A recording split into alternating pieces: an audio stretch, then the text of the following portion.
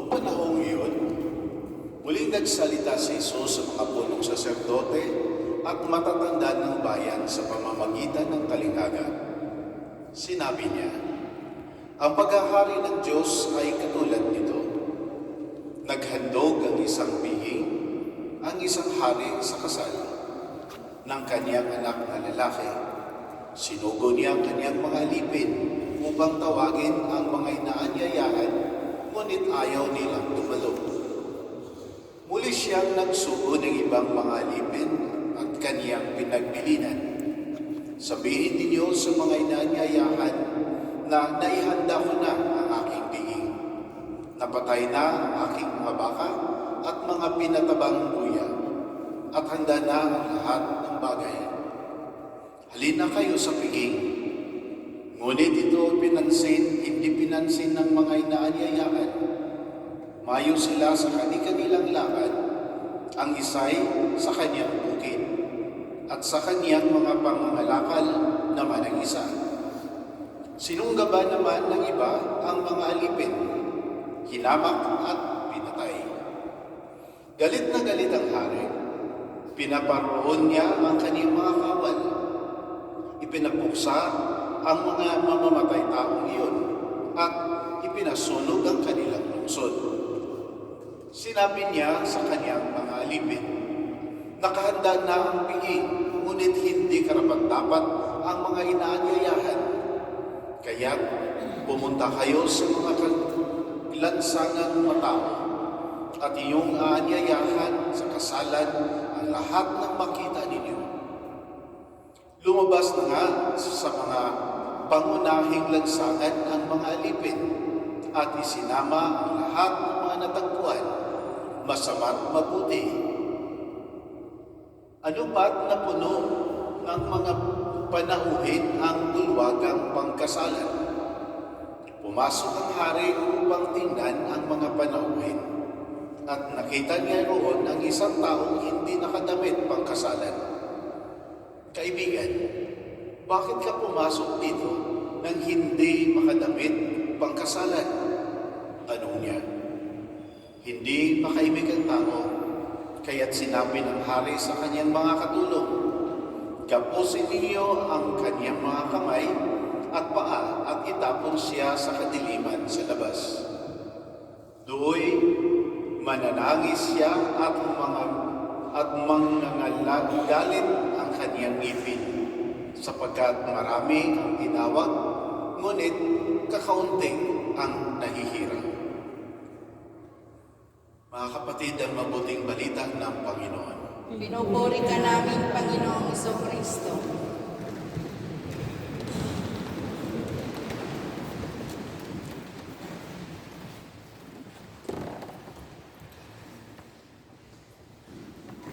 Napakalungkot isipin na habang tayo'y nandito ngayon, nakaupo, very comfortable, nakadamit, nakainom ng cappuccino, nakakain ng brios, at ano-ano pang mga comfort na i-experience natin, habang ang dugo ay padami ng padami doon mismo sa lupang inapakan ng ating Panginoong Hesus. It is so sad to note that such land is now flooded with blood. Habang yung mga nanay ay nagpapakain sa kanilang mga anak, nagpadidi sa kanilang mga anak, ay hirap na mag-save sa kanilang buhay. Habang nag-enjoy ang mga kabataan, habang ang tao ay nangangarap na magkaroon pa ng mas magandang buhay, ngunit iba ang kanilang karanasan. Mismo sa oras na ito, it's been more than 1 week na nangyari iyon, mismo sa lupang inapakan ng ating Panginoon. This is not the kind of kingdom. Hindi po ito ang kaharian ng Diyos na pinapakita o tayong lahat ay inaanyayahan. This is not the kingdom of God which Jesus promised to all of those whom He had called to follow. Hindi po ito. It's not a kingdom flooded with blood or hatred or violence. This is not the kind of wedding which should be celebrated sa lahat ng mga taong sumusunod sa Kanya. But God, when Jesus invited us to a wedding feast, kasalan. Kasalan, which means, if it is a kasalan, it should be a celebration of love. It should be a celebration of life. And there should be merriment. Dapat tuwang-tuwa, galak, fiesta. When there is nothing that binds all the guests together but the spirit of love. Because yung mag-asawa are celebrating their love in marriage. So ibig sabihin, we are invited. These people are invited to that celebration of love, a wedding feast, wherein ang mga tao ay sharing together whatever is being served abundantly. Sabi nga sa gospel, nakahanda na ang lahat. Ibig sabihin, walang magkukulang. At hindi magkukulang yung pinaghanda ng Panginoon alang-alang sa lahat ng kanyang inaanyayahan sa ganung bigin. Walang magkukulang. And yet, people are fighting for a piece of land, for power. Why do we need to fight when God has reserved and prepared everything for us? Bakit? Kulang ba yung pinaghanda ng hari? Kulang ba yung pinaghanda ng Ama alang-alang sa atin that we need to kill each other? Kung nangyari yun sa Palestina at sa Israel, I think in our own context, hindi po ba yun nangyari? Mga pamilya hindi na nag-iimikan dahil sa ilang inch ng lupa? Just because of the boundary of lupa ay hindi sila nagkasunduan, nagpapatayan, at hindi na nag-iimikan? Napaka-ironic, nakakatuwa, nakaka-disappointed, We try to save the piece of land, but to the extent of killing those who are supposed to live sa lupang yaon. Sino pang maninirahan sa lupang yaon pag pinatay mo na yung tao? Langgam? This, my dear friends, should all invite us, should be an invitation for us to reflect. Hindi sabihin na dahil malayo tayo doon that we are not affected, but because the principle, yung tinuturo mismo ni Kristo, yung invitation mismo ni Kristo is for us na para sa isa't isa ay pag-iisipan natin. Yes, totoo. Those whom He first invited were not that open to accept Him. Yes, it may appear na tayo ay willing to respond sa invitation na iyon.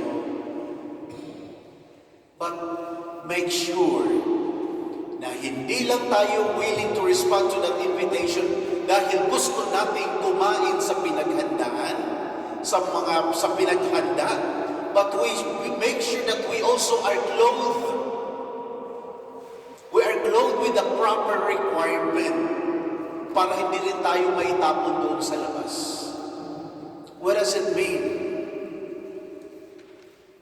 It is a celebration of love. Then therefore, ang bawat isa should be properly clothed. Na madamitan tayo ng tamang attitude, tamang values. That we must be clothed, magdamitan tayo ng tamang identidad. That we have to wear that Christian identity that kasi yun po ang passport natin na makapasok doon sa handaan, sa bangkete na pinaghanda ng Ama, alang-alang sa atin. Para hindi na tayong magutom, hindi na tayong mauhaw, at wala na tayong hahanapin pa. The only requirement is to say yes and be converted sa Kanyang bigay. We have to be clothed with that, ulitin ko, with that identity na tayong lahat ay biniminyagan. That identity of the Trinity, that identity of the graces of the many sacraments we have received. Hindi lang dahil gusto nating matikman at doon lang tayo gusto lang nating makatanggap ng mga benepisyo, but we have a responsibility as well. Kasi the moment we say yes, it should be accompanied by an element of conversion sa parte natin. Hindi lang yes, tapos hindi natin ipaghanda ang ating sarili. Kayo nga, kung may ikakasal, ilang buwan ba kayo maghahanda? Mag-overtime ng mga laboro dahil ibigay ko sa inaanak. Magpagawa ng gown sa Pilipinas pa siguro yun. Sa mga designers pa, para pang profile pic, para pang Instagram. We want to show how beautiful and handsome or good-looking you are. But why can't we prepare ourselves for this particular banquet? Kung pinaghandaan natin yung kasalan, dahil lang sa ganun na mga rason, how can we not prepare ourselves sa kasalan at sa handaan na pinaghanda ng Ama mismo sa isa't isa sa atin? Para madama natin ang tunay na celebration, ang tunay na ligaya, ang tunay na kabusugan. No need for a take, no need, hindi na kailangan magdala ka pa ng supot. Hindi ka pa na magdala ng take home. Kasi wala ka nang hahanapin pa. Yung preokupasyon ni pa nga natin, saan ko kaya ilalagay itong ipagbalot ko dito, gano'n? No? Na hindi ako mahuli sa camera. Pero, it's so ironic. Pag naghahanda tayo, pero yung kasalan na pinagsabi ko ay kasalan ng simbahan, kasi civil wedding is not recognized as a sacrament. Kaya nga, mag-isip-isip na tayo, maghanda na tayo para sa mass wedding. At sinong gusto diyang magpakasal, maghanap na kayo ng tamang partner nyo na panghabang buhay, hindi pang samantalaan, panghabang buhay. But anyway, ito po mga kapatid, this particular invitation is extended sa bawat isa sa atin. This is an invitation, alalahanin natin. Hindi po ito karapatan natin. To be part of that banquet na piniprepare ni Kristo sa atin is a privilege. It is a gift. Hindi sasabihin na may karapatan akong pumasok dyan. Hindi. Dahil walang isang taong pwedeng na may karapatan akong tumanggap ng biyaya sa Diyos. Dahil walang utang ang Diyos sa isa't isa sa atin. Pwede lang siguro nating sabihin na may karapatan ako kung may utang ang Diyos sa iyo. God does not owe anything from us. And we have no right to claim and to think na, Diyos, dapat bigyan mo ako dito kasi ako'y palaging ganito, ganito, ganito, ganito. Everything is a gift. And this particular invitation to be part of His kingdom is His very precious gift. Bakit pa mag-iisip-isip pa tayo, pupunta muna ako doon, may gagawin ako doon. Is there any better place to go? Meron bang mas maganda pang pwedeng gagawin sa isang tao kaysa to be part of that celebration of love na inaalay at pinaghanda ng Panginoon alang sa isa't isa sa atin?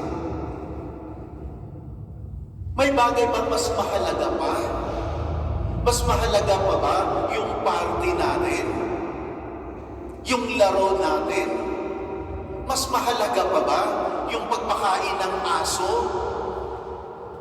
At dami-dami nating mga aktibidad kaysa invitation to be with God? That we take all this as reasons na wala tayong panahon na makiisa sa Kanya. Think of it.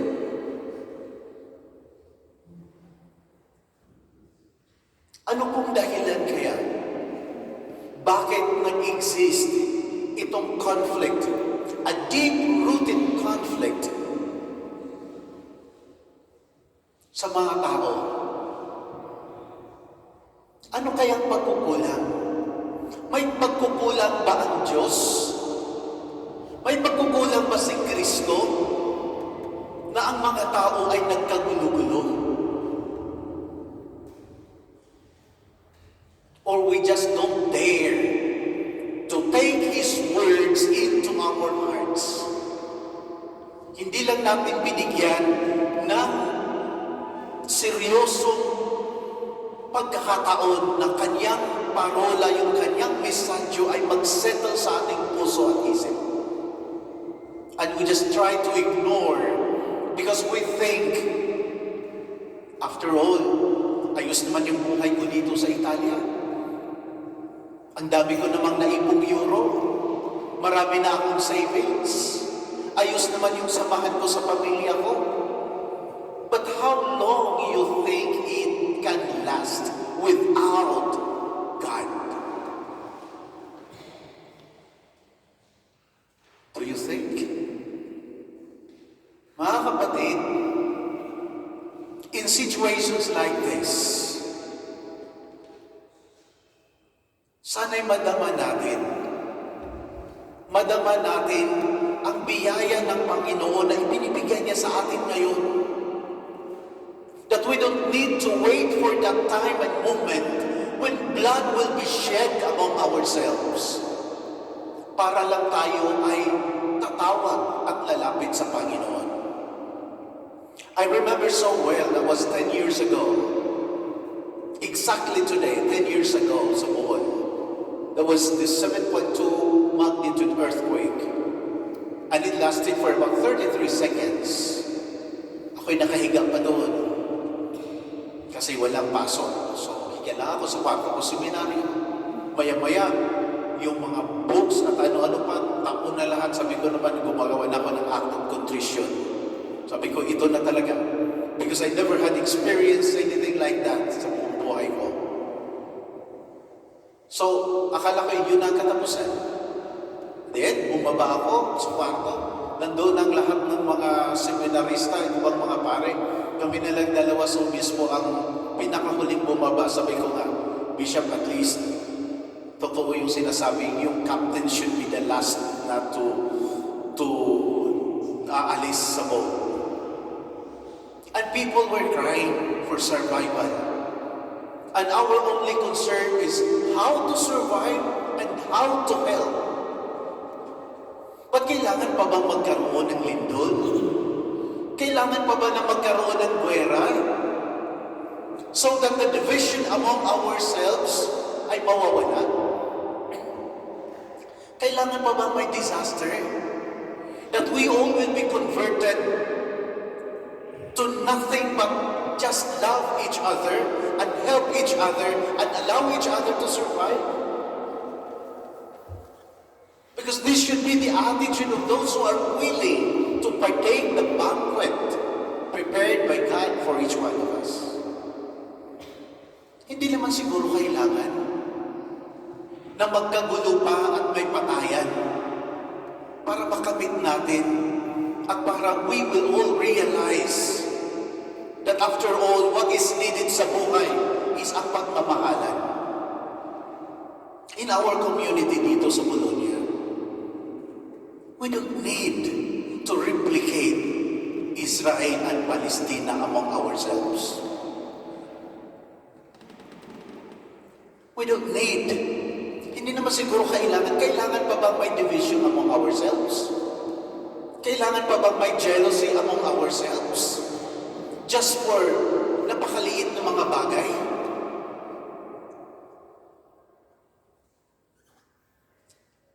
Is God's love not enough for you?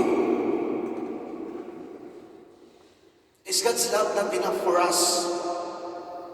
Is His invitation to be with Him and to savor His love kulang pa ba? Sana po mga kapatid na pag-iisipan natin ng mataimtim itong mga pangyayari ngayon in the light of God's invitation to Himself. God's invitation to conversion. Conversion not only from sin, but conversion to love God and to love our neighbor. Only then do we deserve to partake His banquet, and only then do we deserve to live and to enjoy and to enter that banquet prepared for each one of us.